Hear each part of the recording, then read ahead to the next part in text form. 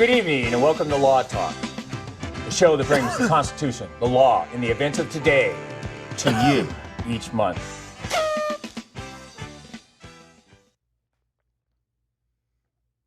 Hi, I'm James Barrett, and tonight with Mark Malachowski, we're going to be going forward with several issues of key importance in today's news. Mark, what's our first subject?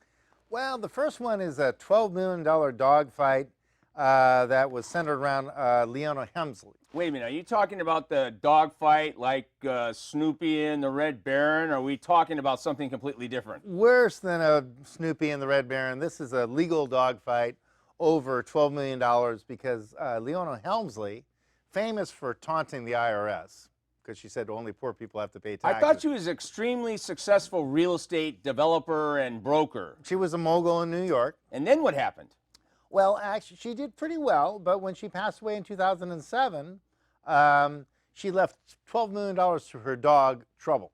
Wait a minute. Was that all of her money to her dog? Or No. This was She had a small portion of her money, wasn't it? She left most of her money to a foundation for charities, but she gave $12 million to the dog, Trouble, who was a Maltese, a small dog. You know, it's in New York. Well, wait a minute. Why would she leave $12 million to a dog? How could the dog ever eat $12 million worth of dog food? Well, this dog was pretty well maintained, and so the grandchildren were upset because they were left out of the will. Wait a minute. Usually in a will, if there's somebody left out of a will, there's a reason to be left out of the will. And grandchildren, often from the rich and famous, are not necessarily the best candidates for inheriting a large amount of money to begin with.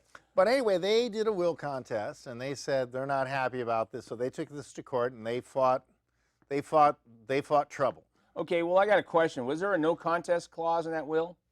I think there probably was. Then how did they overcome that? But the thing is, what the judge found in this case, well, first of all, the dog, Trouble, had to be flown by a Learjet to a secret location because there was allegedly death threats against Trouble. Wait a minute. Trouble, the dog, the Maltese, had to have an executor to take care of the Maltese. It had to have an adult human of some sort that watched over the dog. So do we know who that was? I don't know who that was, but you're exactly right. You can't leave money directly to an animal. You have contractually not valid. Yeah, you have to have, you know, you can leave it for the upkeep in of the trust animal. of the animal. Right. And so, but at any rate, so apparently there was death threats against the dog, so it had to be whisked away in a Learjet to Florida and hidden location so it didn't get bumped off. Wait a minute. Were the death threats from the grandchildren that are contesting the will, leaving $12 million to the dog? We don't know. But mysteriously, there's death threats. But we don't know about, well, there was allegedly death threats. But wait a minute, my question is, if the dog died, where would the money go anyway if there's still money left over? Okay, well, that's something we'll get to later in IRAs and stuff like that. But the remainder would go back to the foundation, to this charity. So in fact, there's already a mechanism if the dog died and say there's $11,500,000 left, that money would be automatically back to the foundation she left the majority of her estate to anyway. Is that correct? Yeah, so if the grandchildren had bumped off the dog, they might have been out of the money anyway. Well, this is the part I have a little problem with, because if there's already a mechanism for the dog's effectively the remainder from the estate that was left to the dog, they already had a place to go. That means it was an accurate and a well-developed will or trust, however that was done. And because of that, that meant the money was already allocated anyway. So the grandchildren trying to step into an allocation that already has been established, it means they're contesting every aspect of the will and the trust. Yeah, and that's true. But in this case, they were successful. They were successful. Yeah, there was two grandchildren. They each got $5 million, and Trouble got shorted with only $2 million. Well, wait a minute. But you know, the main expenses of Trouble must have been the trustee that was handling Trouble's estate. Well, what the judge ruled is $2 million was probably enough money to keep Trouble in the what do they say, in the style he had become accustomed to living. The style he had become accustomed to, like a wife. That decides I'm never going to work because my husband, the actor, makes $100 million a year. So for the expected lifespan, the judge said $2 million would probably cover dog food and grooming for the dog. But would it cover the fleas? Yeah. So we don't know about that. But anyway, so they did get awarded $5 million each, and but it does bring up a couple of interesting things. You know, oftentimes, you know, parents do generation skipping, where they leave things to grandchildren. In this case, she left things to the foundation. She didn't want to leave anything to the grandchildren. But I still think it's kind of a tricky thing sometimes, leaving money to charity in estate planning. Well, I have a question. Obviously there were children of Miss Helmsley.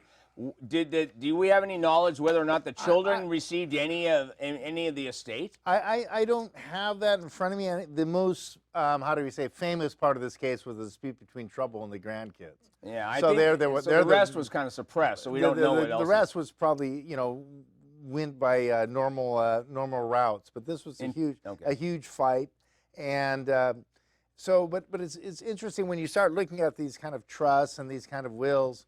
Oftentimes people want to skip a generation, and quite often they can put together a trust or something, like the Rockefellers had trusts that went on for generations. And so the Kennedys, of course. Yeah, and so what they would do is that they would keep the principal alive, and generations would live off the dividends or the profits off that kind of thing. Yeah, but I have a question. If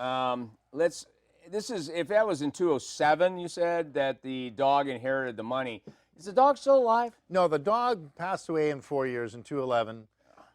Unfortunately, yeah, the dog passed. But wait a minute, was the legal fight still ongoing when the dog passed? No, I think the legal fight was done before that. Oh, the legal fight was over. Yeah. So the dog never felt the poverty of what could have happened. Well, yeah, the dog was not left destitute on the street. That's terrible. So it lucked out that way. So it lived. It didn't have to run from dog catchers. Yeah, so it lived. Didn't have to run from angry gangs. It lived in the 4 years in the style it was accustomed to living in.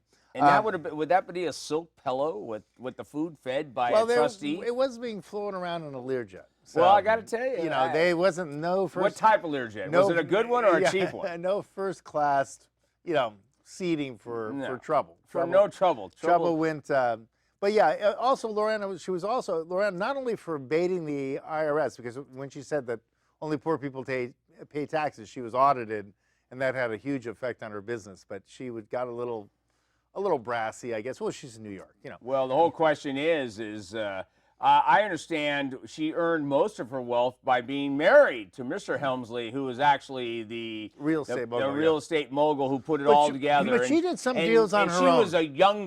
She was like the younger bride to the old man. But I think she participated in the business, and she did real estate as well. Well, she was a social icon, right, and a philanthropist, right. And so she did animals was basically her main forte for philanthropy. So I think that charities like that. She was also kind of famous for the soup incident. The soup incident. Yeah, because she was in a really fancy restaurant, and she called the waiter over, and she said, "Waiter, taste this soup." And the waiter goes, "Well, is it too hot?" And she goes, "Waiter, just taste the soup." Is it too cold? He says, "Waiter, just taste the soup." And then, the waiter goes, "Well, is it too salty?" She says, "Just taste the soup." So he says, "Okay." He goes, "Where's the spoon?" She goes, "Aha!" So yeah, she was a famous in the real estate business, and she's famous for dog trouble. But she was a friend of Donald Trump's too, wasn't she? I think she ran in those same circles. And ex-mayor Bloomberg. And I thought they might have been kind of competitors. Yeah, they were competitors. They were all kind of in the real estate empire trying to get the... Well, the Helmsley building, if you go to New York, it's a very famous building, and, they put their names on it. And but who inherited all that? I think a lot of it went to charity. I think quite a bit went to a foundation. Well, no wonder the grandkids were going crazy. Was that the $5 million chump change they got out of their grandmother is all they got? Yeah, and then a lot of times, I think that people don't understand that charities and foundations sometimes have very high convenience fees. Oh, and expenses, overhead. Yeah, the overhead. So, I mean, a lot of times I advise clients, well, even if you have some second thoughts about it, you might put it into some kind of trust and do some kind of business that your kids couldn't really mess up, like a parking lot or a laundromat or a dry cleaner. Continues to generate income. You can hire a manager, and the income just comes in, something very low key. Right. And because a lot of times people invest in these or give charitable donations to these foundations. It turns out the foundations have very high overhead. Well, I don't want to get into tonight, but I know we're going to cover the Wounded Warrior issue with the two head people of Wounded Warrior, who, funny enough, looted large amounts of money through high salaries, entertainment, travel, and all of that. But I mean, a lot of times, these foundations are taking, they're supposed to only take about 15%, 5 or 15%. Well, that's the good. But sometimes they're taking up to 60, 70, 80, 90%. So, Okay. you know, on that note, you know, I think people have to do some research before you look at this charity. If you're gonna Okay, leave a well, charity. before we do that, why don't we move on to our next subject? What's our next subject, Mark?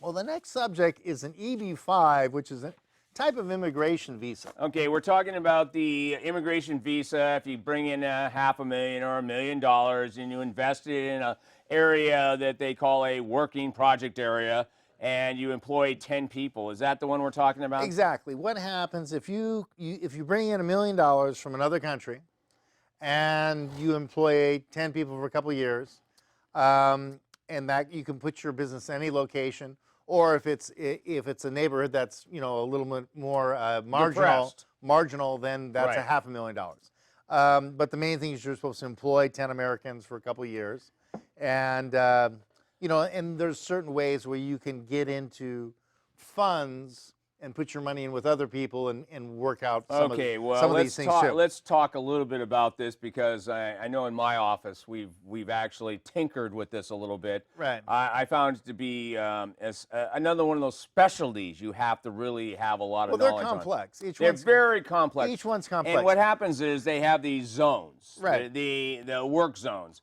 And what happens is the ultimate goal is for somebody to bring in $1 million and to establish a business in one of these work zones, employ 10 people. But in reality, the person that's bringing the money in gets automatic pass to citizenship, and they immediately get a green card and they get all that. But the problem is, Well, I think you have to do that, the 2-year. no, you have to have the timeline, Yeah, but it's an automatic process. Well, you're online. There You're is right. no wait 20 years to get. No, but I'm just saying. But I still think they look at you in that 2-year.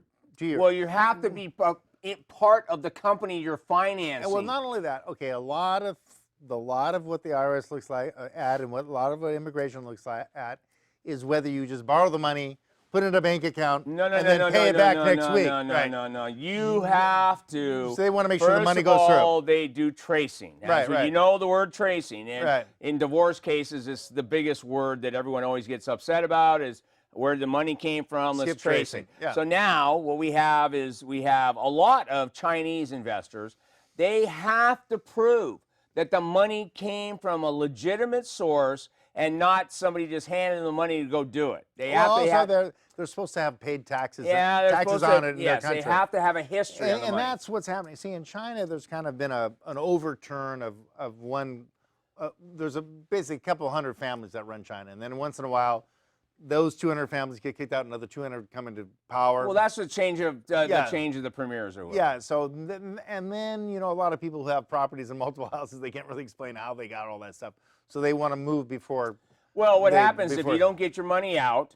You could lose everything. Well, you could lose. And your life. You could lose your life. And by the way, then they send the bill for the bullet to your next of kin. And so so many Chinese have come this year. There's 10,000 quota spots for this, and that's already been by May 1st. Those will be run out.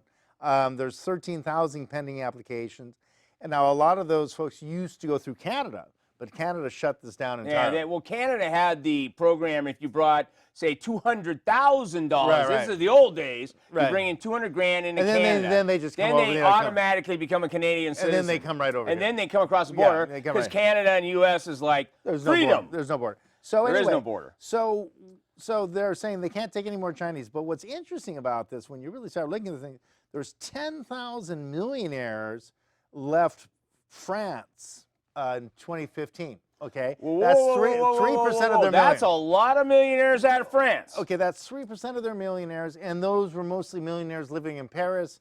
And the reason they were living is because what they call the Muslim question.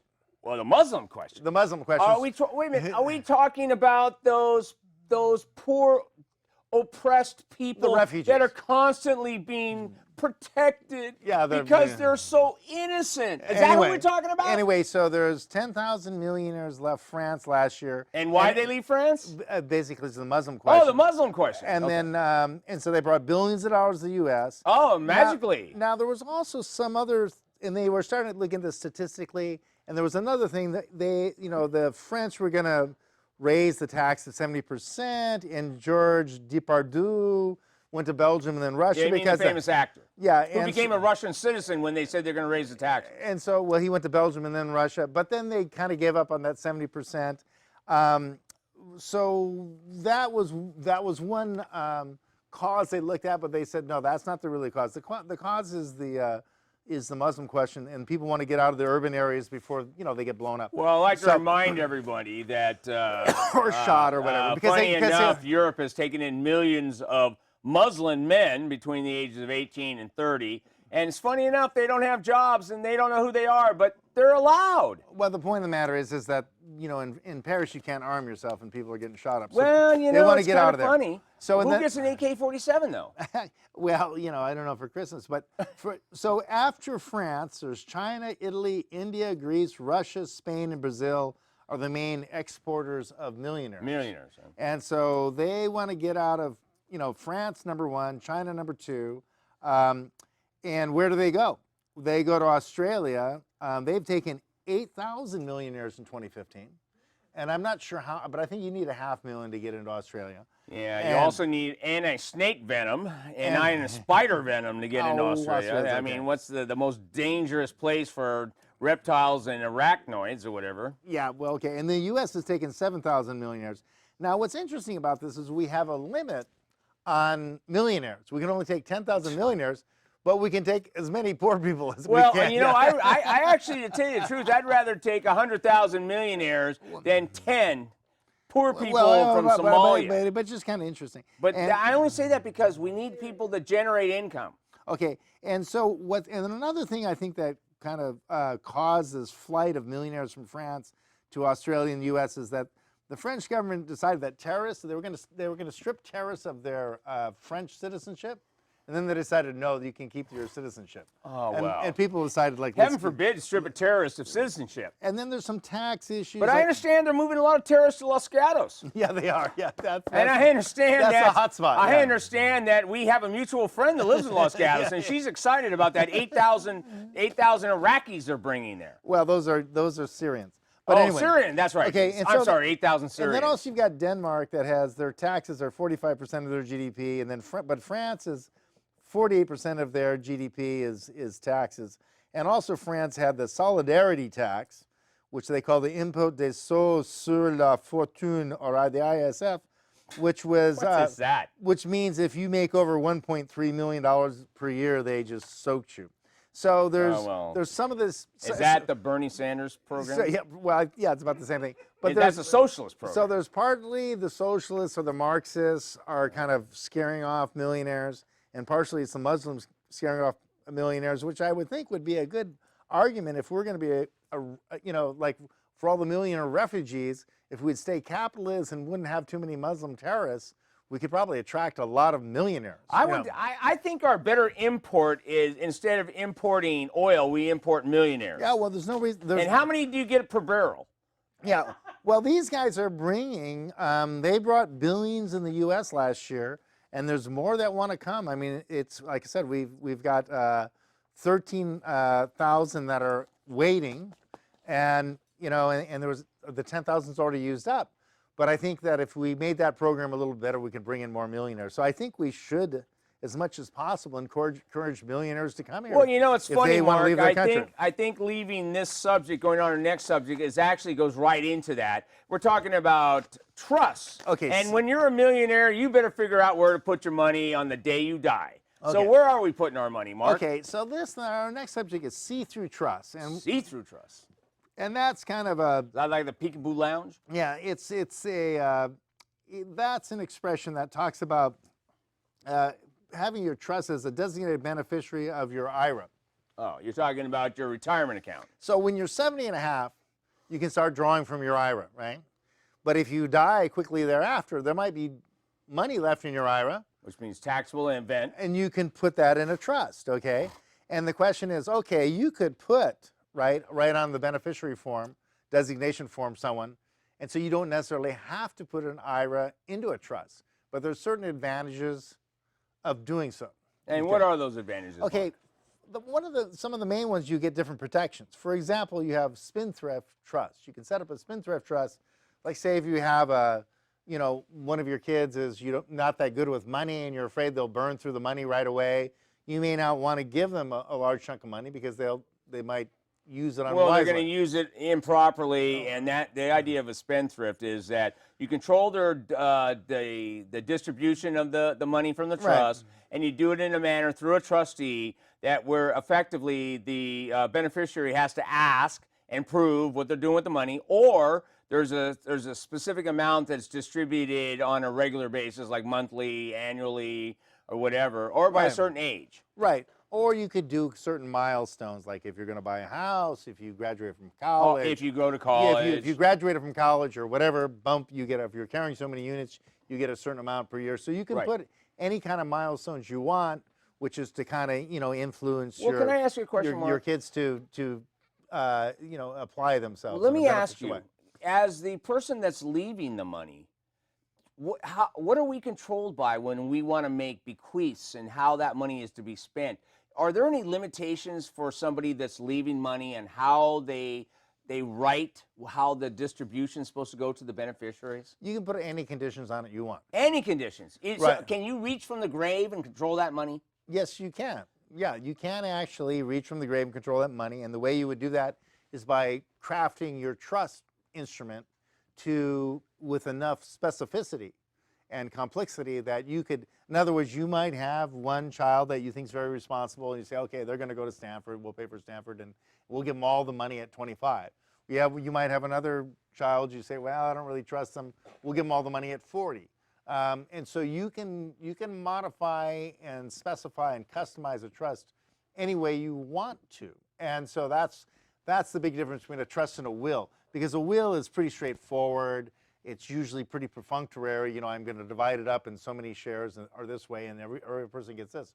Where a trust can be a living instrument where you have, and I shouldn't use that term because that'll be confusing. Yes, yeah. So it's also a negative turn in today's context. I'll retract that, but it is an ongoing enterprise where you can have a trustee, and the trustee has to follow the terms of the trust.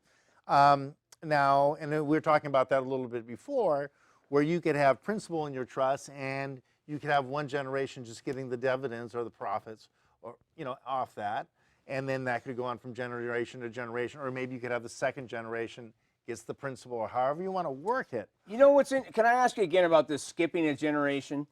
How can somebody reach from the grave and skip a generation unless they've spelled out what that generation is going to that they're skipping? Well, they're obviously excluding a generation. Well, yeah, and then they have to go beyond that. And that's something you want to be very careful of, because it seems like it's almost unconscionable. Well, but I mean, you have to be very careful. You got to put in that specific language. Otherwise they're going to claim, well, I'm an admitted spouse, I'm an admitted child. So you want to specifically exclude them. And that's what I was going to ask you about. Usually in that case, on the cases I've worked on, they are quite willing to spell out the reasons they want to exclude this person. I'm excluding this person because the wife they married, I think, is a gold digger. I'm excluding this person because they're a drinker. I'm excluding this person because they have a drug habit, and we're willing to give them rehab. We're willing to pay for their upkeep, but we're not going to give them any cash. And so you can in a trust, you can put all that in the spendthrift provision. Now the beneficiary never has to see that wording, necessarily. When they take it to court, they're going to see that. No, but I'm saying while the trustor is alive. Oh, while the trustor is alive. Yeah, right. While the they'll see it later when they go and confront the. Trustee. I had a case where the trustee. I really felt great empathy for this trustee, because this young woman had inherited a lot of money. She had some abuse problems, and she wanted all the money at once, and she came to me and says, "What if I'm my trustee?" And I said, "Well, it says here in the trust, the judge's last order is like, we could maybe give you some more money, but you'd have to do some testing, some drug testing." "Oh, I can't do that." So, trustees often have, quite a burden to bear. Wait a minute. Trustees are running a real intense, because if the trustor has made it clear that the trustee's obligations are and like you said, like I was asking, reaching from the grave to control the money, how it's being distributed to the beneficiaries. Right. And if the trustee fails to do that, there's actually an action for that. Oh, no, the trustee's got to follow the trust. The trustee's got to follow the trust completely. Right. And this is why it's interesting when we go back to our first story tonight about this, the dog trouble.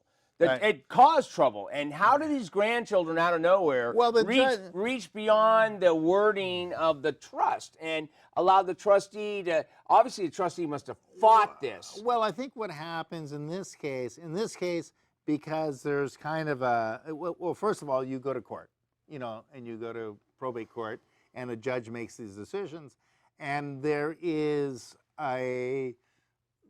I don't know if you call it a prejudice, a predisposition against leaving animals. Of course. Estates. Of course. And so I think that's what you ran into there. And even though they properly set it up, this was for the maintenance. We've got a trustee. Right. And we do have an identifiable human to run things. Right. The grandchildren said, well, look, we're the bloodline. And I think the bloodline often has a good claim, on these kind of things. Did Mr. Ed have a good claim? Yeah, that's right, yeah. Of course. Because Wilbur left him all his estate. Of course. But anyway, let's A horse is a horse, of course. A horse is a horse, of course. Okay, so also divorce. Okay, so you divorce that horse. So you can put your IRA into the trust, and that's a divorce protection. Asset bankruptcy. Well, wait a minute. Let me ask that question because I noticed while we were doing research for this one particular segment, I noticed that divorce, you say protection to divorce. So if I earned say I'm married for 30 years. Right. I have an IRA from all the work I did during that 30-year period. This wouldn't be for this is not not for me. Not your income. For me. No, this would be for your inheritance. Okay, but wait a minute. Okay, but technically it's community property. No, inheritance aren't. Not inheritance, but Okay. I'm telling you, if I'm married to Sally Mae, Yeah. and Sally Mae It would be says earned I want all his IRA because Jimmy Boy died, Right. then guess what? Sally Mae says, Well, she can I have. want it, but no, not under what I'm asking this, because under the trust, where you're saying this see-through trust, if the IRA's already been lodged with the trust long ago, and Sally Mae didn't know that, how is the beneficiary going to have to deal with Sally Mae? I think there would probably be something appropriate, and there could be a dispute on that. I think Sally Mae would want at least 50%, if not more. She would ask for half. But what I'm talking about is a different case. I'm talking about, let's say your father or mother passes away. They leave you your IRA, or your uncle passes away. They leave you their IRA with they've got a balance there. Right. And they leave you that remainder.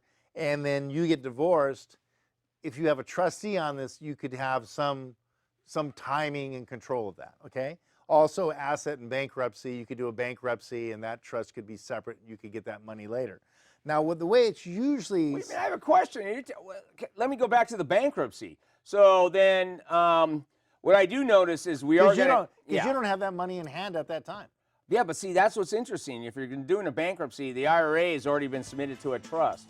And if that's the case, then we have to think about how that IRA